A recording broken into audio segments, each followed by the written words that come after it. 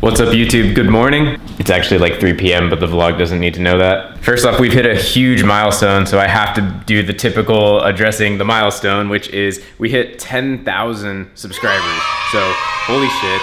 So I woke up today having passed 10,000 overnight. So of course, as I've told you guys so many times, I'm just immensely blown away, super grateful for each and every one of you. I thought it would take me a year to get even 1,000. That was what I just had in my head, and now we're at 10,000 basically 7 months or so in, roughly. So thank you all so much for the support. It really has been amazing. Personally, I'm not really huge on celebrating wins. Maybe this is like honestly a downside for me. Like, I'm hard on myself. I'm just always looking at the future growth. For example, I'm more excited about where this channel will be in a year. At the same time, I'm super grateful for as far as it's come, but I don't go celebrate and think that I am so amazing and stuff like that. And I think that honestly could play a role in just whatever level of successes that I've had so far, is that I don't get too full of myself and think that I'm so great. I always know that it could be 10x or 100x what I'm already doing. So I don't get super impressed by myself, I guess I would say, which is probably not great in terms of just being happy and stuff like that. But I do think it forces you to have bigger dreams and want to continue leveling up. So that's kind of where I stand on things like that. At the same time though, I do need to take time and reflect on successes and when I've made big leaps and bounds in my business, or in this case in YouTube. So again, thank you guys so much for being here, but really, truly, it is so, we're on like step 2.5 out of like the rest of my life. So keep that in mind.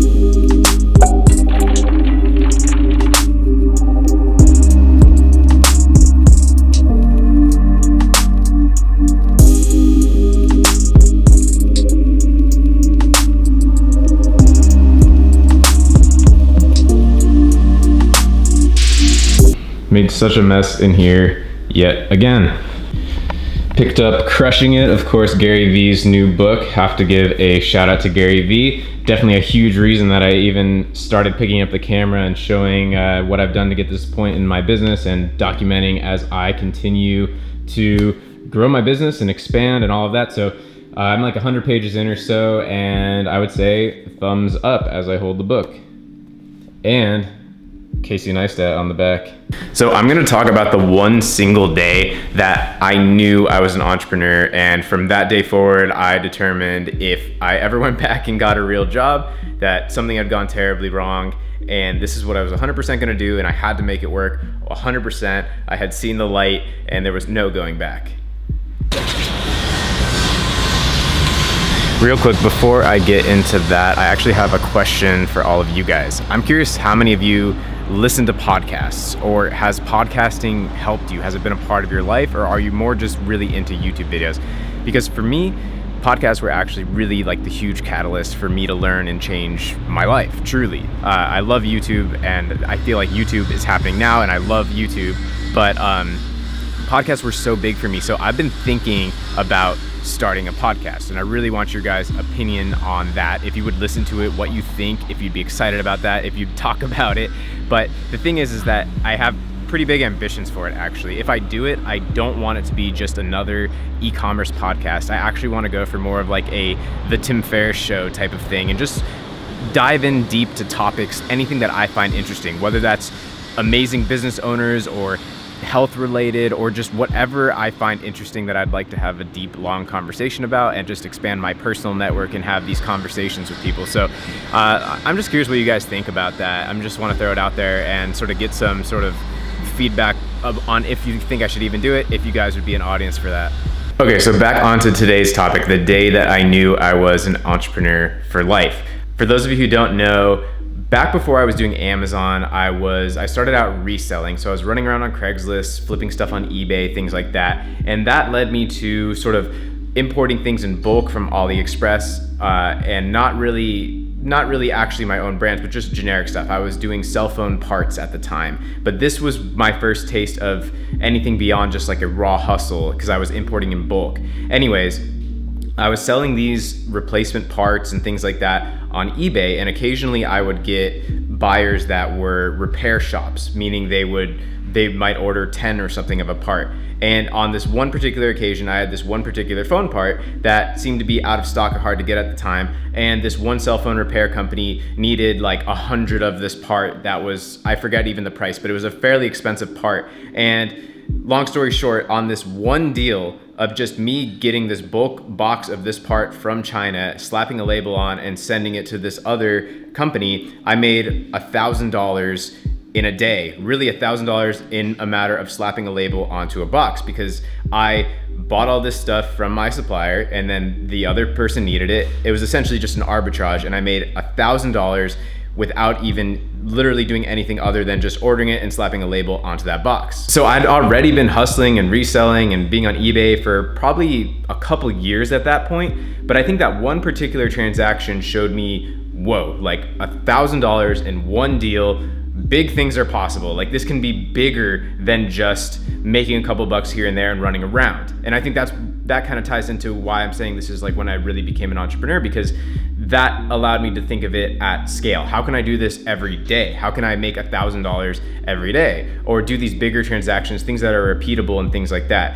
Switching over from just this small time reselling into something that could be big. And that single transaction of making $1,000 in just a blink really just made me think, whoa, I need to do more of that.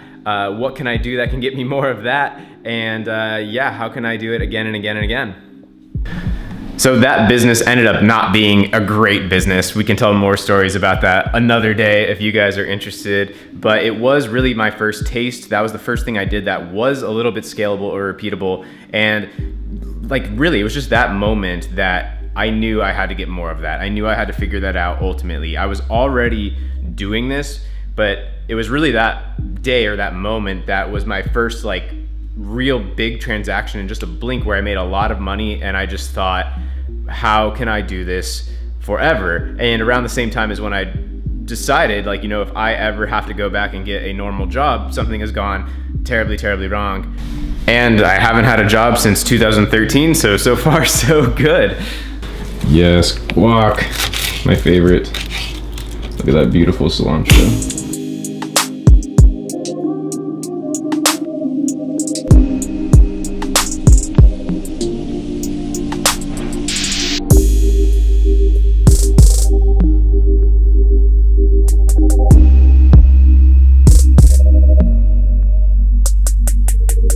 So I think it's so important that you get a taste of entrepreneurship. You need to feel that it's real. You need to have some money come in on something just to prove it to you that this is even a thing, and just to show you really what's possible. But not just from seeing stories, which is great, but to do it yourself. Get some actual money in your pocket, sell something, and that is just going to be the catalyst that allows you to then work on things that can become bigger and scalable, all of that. But that's why one thing that I love so much about Gary Vee is he talks about, you know, selling things around your house on eBay, or buying something on Craigslist and selling it on eBay. And that really is how I started. So that's why I resonate so much with that story, because that was what it was for me. My whole life, I would always resell my old stuff on eBay. Even if it wasn't a profit, I would just be able to get money out of it. I knew that how much I spent on something wasn't just lost, that the thing still had value that I could then resell, which I think ultimately led me into reselling in a way. So if you've never made any sort of income on your own, I really think that's a great idea. You know, sell things around your house, or find something on the Facebook marketplace or on Craigslist, or maybe just a friend or a neighbor or something like that, that wants to get rid of something that you think you can take and you can buy for 50 bucks and sell on eBay for 100 bucks. That is really, you really should do that, because it's just gonna feel, you have to make your first dollar entrepreneurially just to prove it to yourself that it can even be a thing. All right, guys, that's gonna do it for today. I hope you liked this video. If you are trying to do something with your life, you wanna make money and then have the freedom to do whatever you want, hit subscribe, join the Facebook group in the description as well, and I'll see you in the next one.